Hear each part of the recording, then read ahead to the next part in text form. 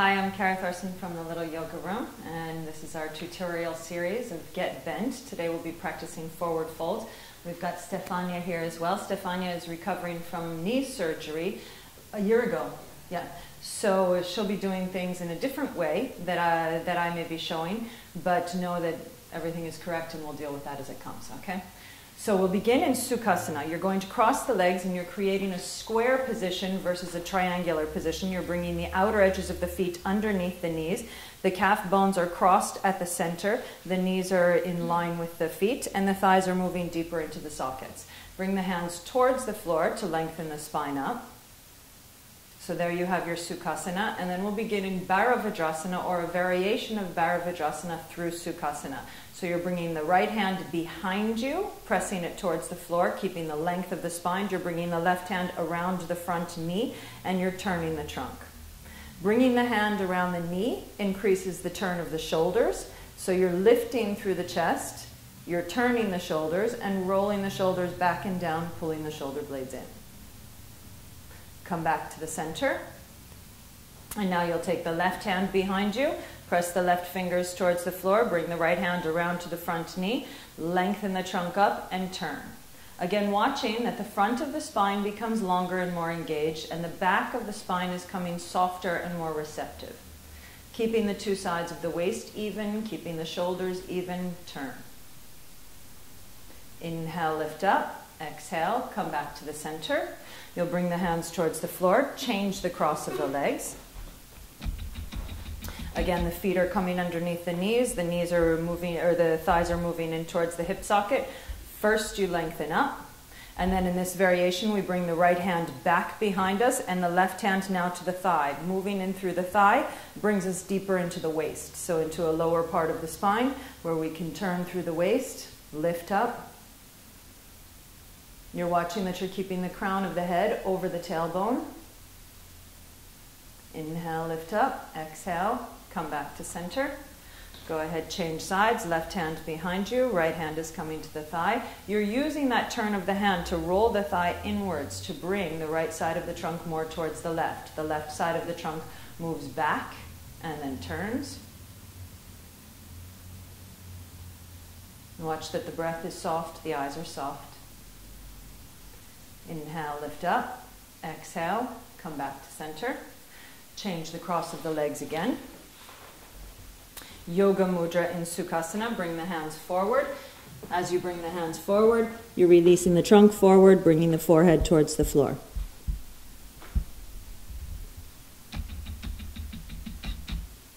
And then inhale, curl back up. Change the cross of the legs.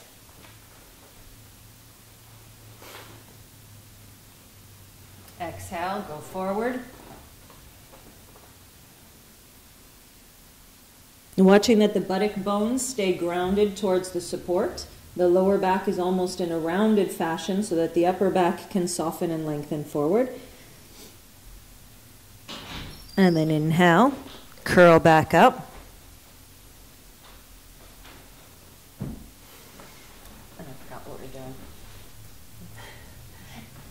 Ekapada Supta Pavna Muktasana. Lying down onto the floor. Yep. I'm not lying down onto the floor. You're lying down onto the floor. Yep.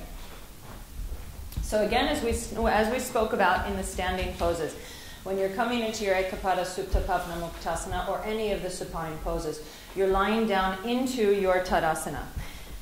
Yep, good. So the heels are together. And again, what we're looking for is the quality of the spine. And especially moving into forward folds, we want to have the body be soft and receptive. Otherwise, you can move into hyper action, which is going to cause injury, either through tearing muscular structure or through injuring joint structure. So when in our standing pose video, we had spoke of Stefania needing to bring the buttock pad upwards so that the spine, the lumbar region of the spine stays in its natural curve, but the thoracic region of the spine is able to roll down towards the floor so that the diaphragmic action is soft.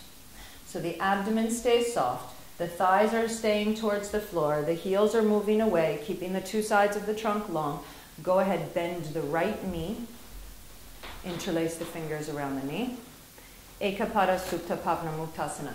Again, we're looking to not lose this area. We want this area lengthening towards the floor. Exactly. So maybe it's best if Stefania takes behind the knee and lets this leg move towards me versus towards her, so that the bone becomes heavy in the joint. We want to create more mobility versus a strained mobility. Yes, exactly. So thigh is down, thigh is lengthening through the heel, the abdomen is soft, the spine can lengthen. We often misconstrue strength for hardness, and hardness isn't strength. Release the knee. Bring the heel towards the floor, slide the heel away. Good. With the right thigh now grounded towards the floor, she's going to bend the left knee towards her, interlace the fingers around the knee, or behind the knee. Yeah, do it the same way on both sides. So if you had behind the knee, take behind the knee. If you have over the knee, do it over the knee. Good. But if you're holding behind the knee, then rather than trying to bring the knee towards you, you're looking to bring it away so that the femur can sit heavy in the socket, looking to create or increase the range of motion within the joint. The abdomen soft, the spine long. Go ahead. You can bring the heel down towards the floor, slide it away. Recreate that quality of neutral spine, so the pelvic bone's in line with the pubic bone, keeping that whole area even. Now bend the two knees towards the chest. Interlace the fingers around the two knees. Good. Dvipada Supta Pavnamuktasana.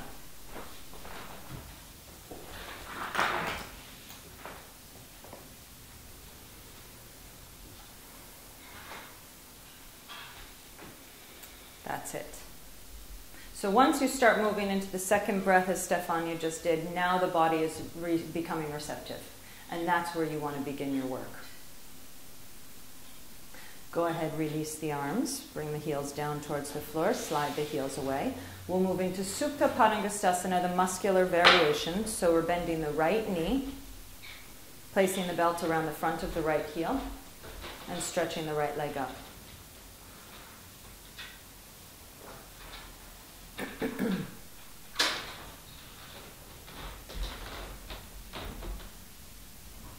So a fun thing to recognize in our yoga practice is how bad habits feel right.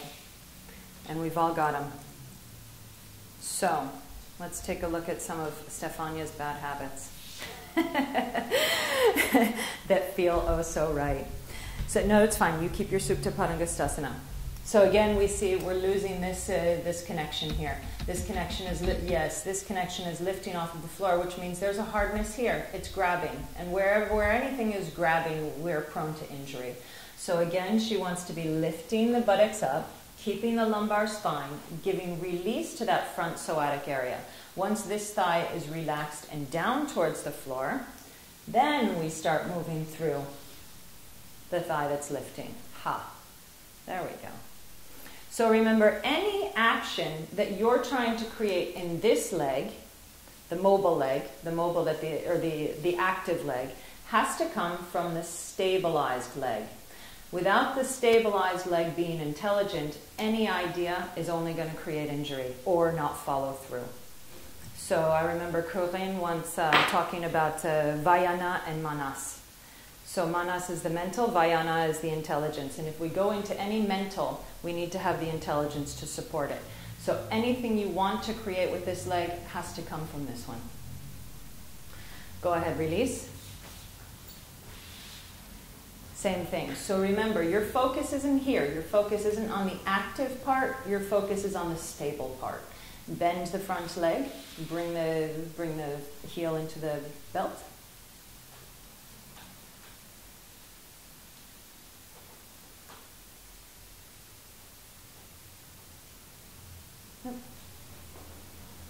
So again, we're looking to lengthen through the back of the thigh. Bring that back groin long so that the thigh bone can settle into the socket, because there is the security of our forward folds. Our forward folds can't be coming from a place of hardness. They have to come from a place of receptivity. Remember, your forward folds are to release the fatigue of the body. from the organal facets, also through anything else of the body. So if the organs are strained, then there's not going to be so much relaxation. So it's not hypermobility and flexibility we're looking for in our asana, it's intelligence. There we go. Yep. Yes. And let the chest release, let the chest open. Release the leg, bend the knees, stretch the leg out. Again, refix the buttocks up. There we go. Bend the two knees, bring the belt around the 2 feet. Urdhva Prasarita Padottanasana with the feet up. There we go. You'll find it. Just relax. So now, keeping your heels where they are, bring your thighs back. Yes, let the action happen from the thighs. Let the thighs come to meet the heels versus the heels be jamming everything else. Now you've got it. Yeah, now there's continuity happening. Bravo. So lengthen the spine from the perineum through the crown of the head. The shoulders roll back and down. So now we see where a forward fold is going to begin here. So if we're having the heels be pressing down towards her, the spine can lengthen up, shoulders roll back and down. Good. Keep the front of the spine receptive, the back of the spine long, and now with the thighs moving back, she can slowly begin to bring the feet closer to the face. And this is the beginning of our forward folds. It's an activity in the front body, letting the back body receive. Yes. And often we just bring hyper flexibility into the back body and let the front body be unsupportive. Yeah, it's good. Go ahead, release the legs. Let the legs descend. So now we're going to move into a dynamic action using the abdominals. So go ahead, hook the thumbs, stretch the arms over the head for Supta Urdhva Hastasana. Again, we're looking to keep the lumbar spine and bring the thoracic spine down. Yes. Stretching the arms back, bend the knees towards the chest, push the heels towards the ceiling. Urdhva Prasarita Padottanasana. So now everything that Stefania has created from the upper back through the lower back should stay just as it is. It's leg action. Exhale, descend the legs to 30. Bring the legs back up to 90. 5 times. As fast as you can. Good. 2. 1. Hopefully I counted correctly. And then bend the knees. Stretch the legs out. Change the cross of the thumbs. Bend the knees. Push the heels up to 90. Same thing. 5 times. Watching that the back stays stable. The abdomen moves towards the spine versus pushing towards the ceiling. There we go. Keep the front groins long and use the heels to create the length of the back of the leg. Good. 5 times. Go ahead. Bend the knees. Or release the arms, bend the knees, turn to the right side, Baddha Konasana. So I'm going to do Baddha Konasana in the center of the room. Stefania is going to do Baddha Konasana the way she has to rehab her knee. So Baddha Konasana.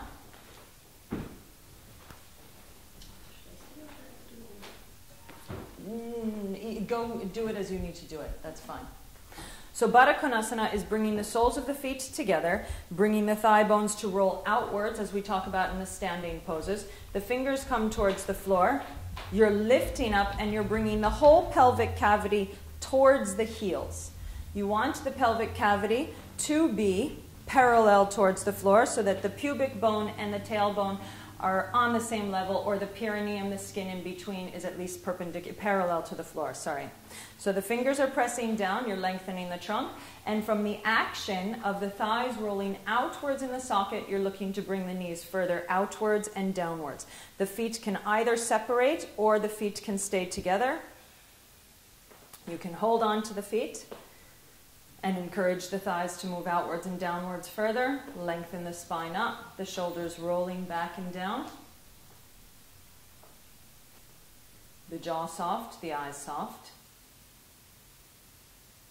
And then we'll come forward into Yoga Mudra in Baddha Konasana, remembering every action forward has to be consecrated by an action of backward.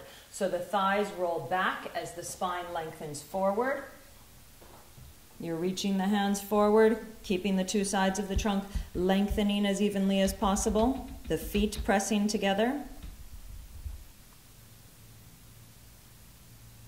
And then inhale, come back up. And from your Baddha Konasana, we'll keep the right leg just as she is, lengthen the left leg forward for Janu Shirshasana. So in this variation of Janu Shirshasana, you're only slightly bringing the heel closer towards the inner right groin. I suggest you take a belt and place it around the front of the heel of the left leg in case you can't reach your foot. You're sitting towards the floor unless the back is very rounded, and then you'll take the support of a blanket. Good. Hook the thumbs, stretch the arms above the head. The two sides of the trunk are lengthening evenly. And then exhale, you're folding forward. If you can reach your foot and keep the chest lifted, then you're holding on to the foot and you're lifting the chest. If you find that you're coming in and collapsing forward, then you take your belt and you lift up. You create the strength of the front of the spine and the back of the spine neutral. So it's front body action. Otherwise, you're holding onto the foot and you're creating the first variation of Janu Shirshasana. The two sides of the trunk are lengthening evenly, and remembering that your right leg remains in Baddha Konasana. The thigh is rolling back, the knee is moving outwards and downwards. To come back up out of this variation, you're hooking the thumbs, inhale, lengthening back up. Turn the palms out, bring the arms out and down. You'll take the left knee, bend that left knee. You recreate your Baddha Konasana. That's good. And then the right leg is coming forward. Again, your belt is around that right heel.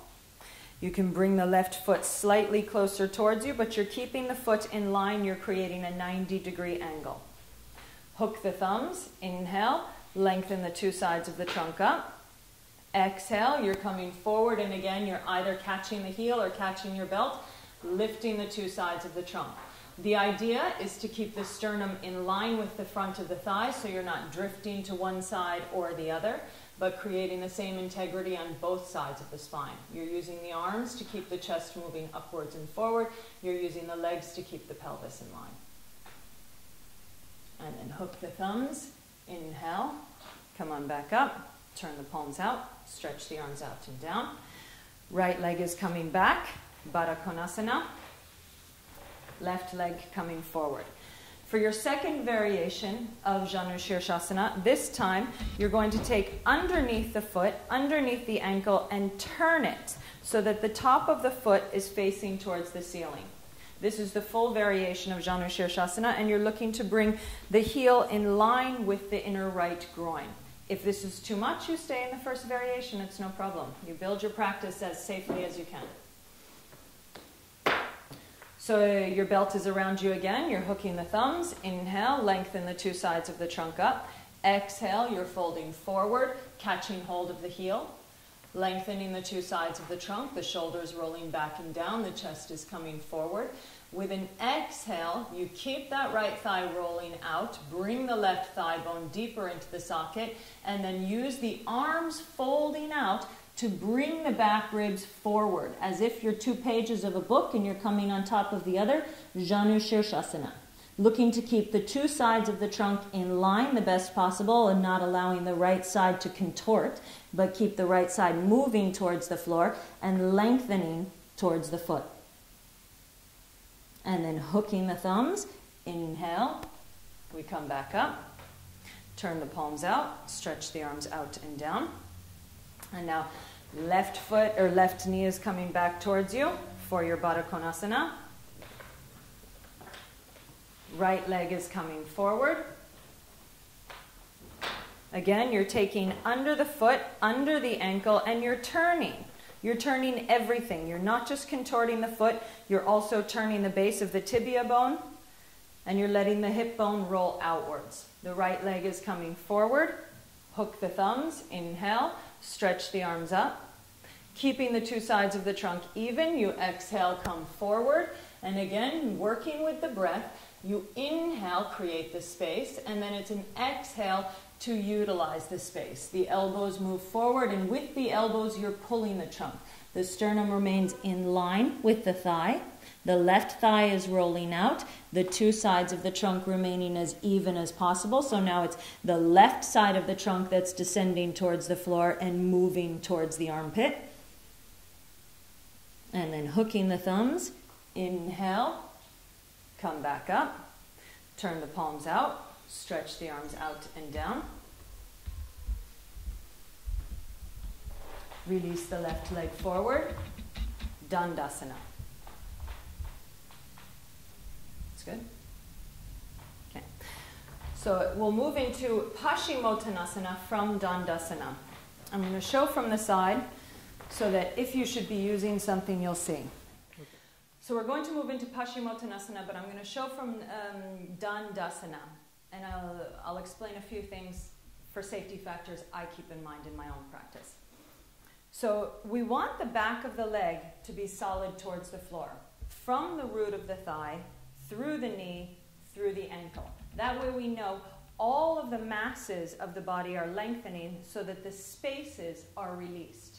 If you find that this is your pose, then support may help that. And you can take your support and come to sit on your support.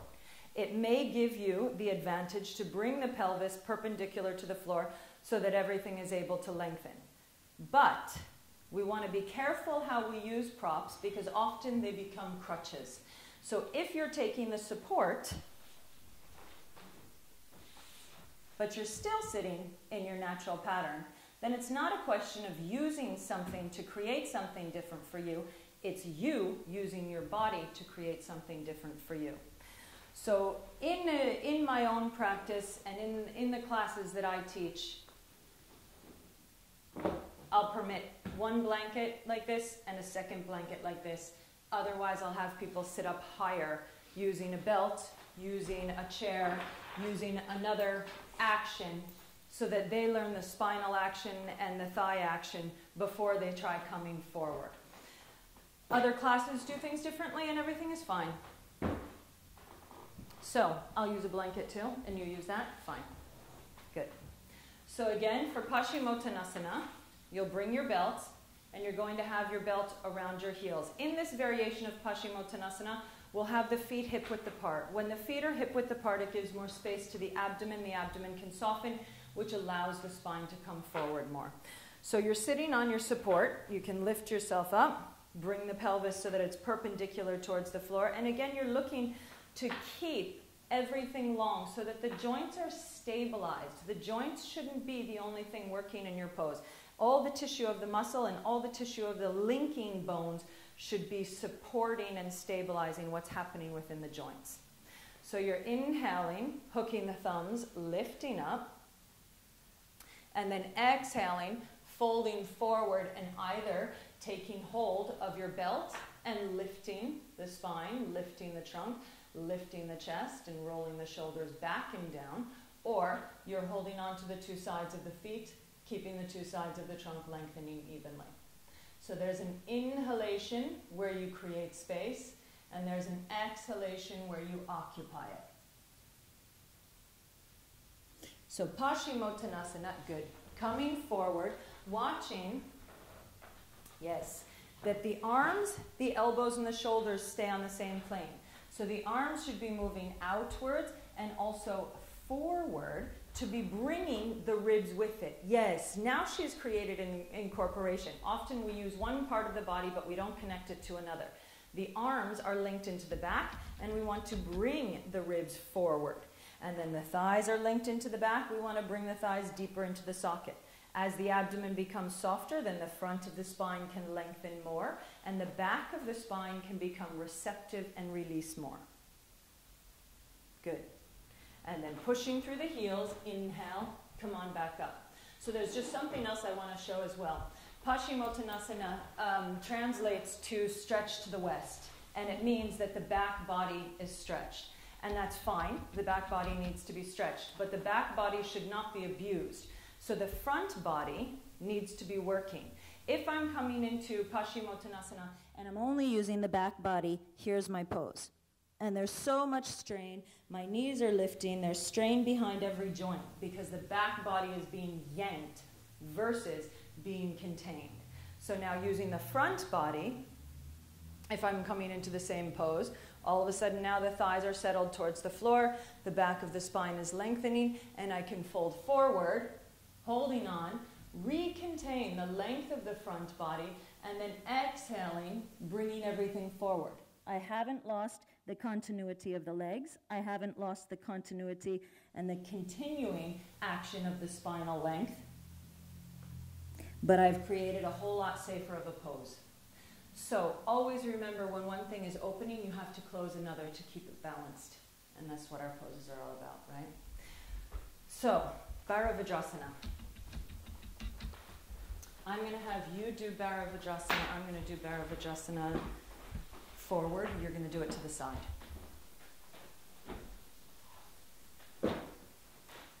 You take a blanket and fold it in 3. I put it lengthwise so that I remember just one side is sitting on the blanket. You're sitting with the right buttock on the blanket, the left buttock in space, and you're bringing the feet to the left side. So the right top of the foot is coming into the left arch of the foot, as Stefania is doing. The 2 hips are staying on the same plane, so if you find that you're sagging, again, is it an action of you not being aware in your pose, or is it an action of something anatomical? If it's something anatomical, then you take more support. If it's something of you not paying attention, then you have to lift more, work harder. The 2 knees are coming together. We bring the right hand behind us, push the fingers towards the floor. The left hand is coming to the center of the thigh, and you're using the thigh to turn the trunk. As you're turning the trunk, you're looking to keep the 2 pieces of the pelvis in line with one another. So the abdomen can turn towards the right, then the spine can turn towards the right, the ribs can turn towards the right, but the pelvic girdle stays evenly forward. The eyes soft, the jaw soft. Inhale, lift up. Exhale, come back to center. Stretch the legs forward into your Dandasana. Slide over so that the left buttock is on the blanket. Bring the feet to the right. And if you find the 2 sides of the body are very different from one another, welcome to the same world everyone else lives in. So the right foot is coming inside the left foot. They're folding back. The knees are in line and facing forward. You're bringing the left hand behind you, pushing the fingers towards the floor. Right hand is coming towards the thigh. Inhale, lift up. Exhale, turn. And watch that you're using the rolling action of the left thigh inwards to keep the left hip lifted and the right hip descending. So the 2 sides of the trunk again are even. You can roll the abdomen to the left, you can roll the spinal column to the left, the rib cage to the left, but the pelvic girdle stays facing forward. Rolling the shoulders back and down, lift the chest. Inhale, lift up. Exhale, come back forward.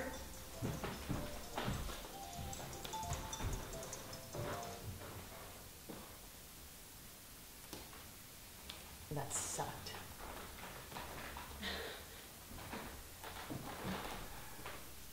Marichyasana 3. Yeah, and you can do like that and I'll do forward. So we're taking the first variation of Marichyasana 3. Lengthen the legs forward. You're sitting on your support. Bend the right knee and you're bringing the right heel towards the right buttock bone. You're keeping a space between the thigh and between the foot, again to soften the abdomen so that the turn comes easier. Lengthen the 2 sides of the trunk by pressing the fingers down. Then you're turning, bringing the right hand behind you. You'll bring the left arm in between the knee and to the outside of the knee to turn the trunk. So with the resistance of the elbow to the knee, the trunk gets turned. If you let the knee collapse inwards, then you'll also be letting the spinal column collapse outwards. So you're looking to bring a resistance from the knee into the elbow to turn the trunk further. And so in Bharavajrasana, the pose that we did with the 2 knees together and the feet twisted backwards, you're looking to loosen up the lower region of the spinal column. In Marichyasana 3, you get more into the rib cage. So the turn comes higher. You're lifting up, You're turning the ribs, shoulders rolling back and down, and the resistance is strong between the elbow and the knee. Inhale, lift up. Exhale, come back to center. Lengthen the right leg out. Bend the left knee towards you. You're bringing the heel in line with the buttock bone. The right heel is sliding away. Bring the left hand behind you. Lengthen the two sides of the trunk, and then you're bringing the right arm in between first, catching it on the outer edge of the left knee, and then creating your resistance to turn the trunk. You'll always find that one side has more stiffness than the other, so it's just a question of negotiation. What's happening in that conversation, and how can you change it? Change your resistances, change your idea, and turn. Watching that the softness stays, that the receptivity stays. The moment the body becomes hard, we lose receptivity. Receptivity. Yes. So work with the breath. Keep your challenges, keep your surfaces, keep your resistance. Good. Inhale, lengthen up. Exhale, come back to center.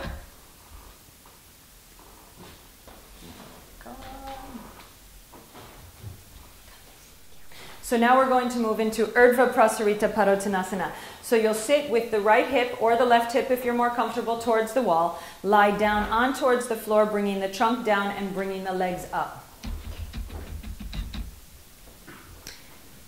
Again, the most important part of the pose, especially when you're coming into closing your practice, is watching that you're respecting the conditions that you've created through your practice. So we want the pubic bone and the hip bones to be on the same plane. For Stefania, her pubic bone is relatively 1 inch higher than her hip bones. So bend the knees, lengthen it towards the wall, bring the body back until you can easily bring the pubic bone, yes, towards the wall. Ha, there we go. So pubic bone is rolling towards the wall and down so that the lumbar region of the spine is lifted. Yes. And then once we have the lumbar region of the spine in its natural curve, she starts releasing the thoracic down towards the floor. That's where we go. Lengthening the two sides of the trunk. So now the femur bones, the femurs actually are on the outside versus on the inside. Well, they're deeper onto the inside. But here is where we want to address. We want that area to get heavier so that the ball in the socket can be even and mobile. Often the ball in the socket becomes jammed on one side, so you've got mobility maybe on the outer edge of the femur head bone, but you have none on the inside. It's jammed. We want all the same space in the socket for the whole bone. Remembering your body is organic material, so it's not like a woodworker who shaves everything down perfect. You know, you may have a bone that's bigger, doesn't fit properly. So, Urdhva Prasarita Padottanasana with the legs at the wall. This pose rejuvenates the central nervous system. It lets the blood come easier towards the heart. It lets the heart have a break.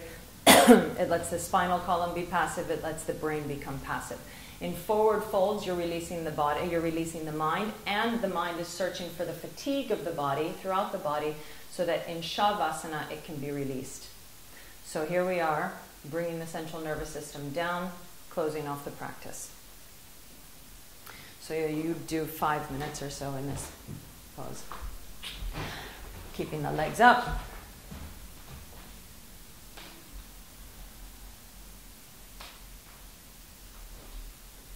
And now bend the knees. Slide away from the wall. Yep. And you can stay that far away from the wall, that's fine. Bring the knees outwards, bring the soles of the feet together. Supta Baddha Konasana, bring the arms over the head. Good. And just passive here.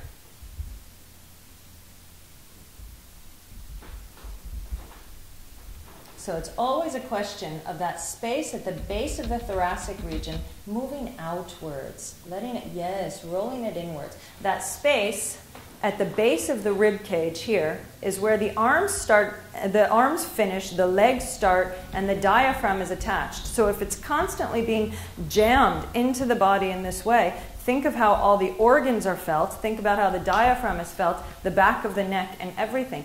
So we have to let that area be broad, move outwards, so that the legs are free to be attached to the back, the arms are free to be attached to the back, and the breath is free throughout the chest. Yeah, now it's starting to come. Kick you. Bring the arms to the sides. Bring the heels towards the floor. Turn the knees upwards. Slide slightly back until your legs are straight. Yep. Shavasana.